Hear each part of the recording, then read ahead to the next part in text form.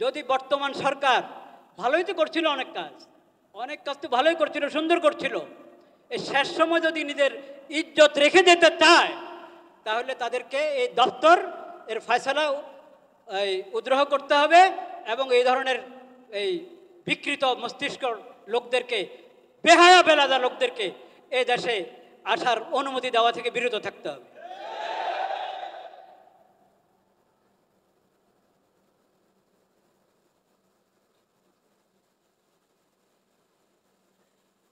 শেষ সময় নির্বাচনের ঘোষণা করে এখন নিজের ইজ্জত নষ্ট করবেন আপনারা?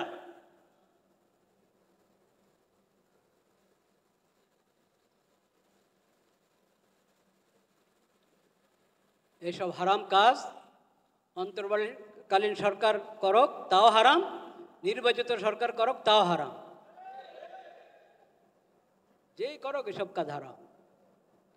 ঈমান রক্ষা করো,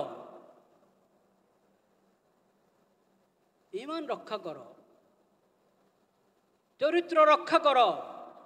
ঈমান বিনষ্টকারী, চরিত্র বিনষ্টকারী, আখলাক বিনষ্টকারী কোনো কিছুর অনুমোদন এই দেশে চলতে পারে না। এটা তাওহীদের জমিন। আল্লাহ তাআলা হেফাজত করেন। ওয়া আখিরু দাওয়ানা আলহামদুলিল্লাহি রাব্বিল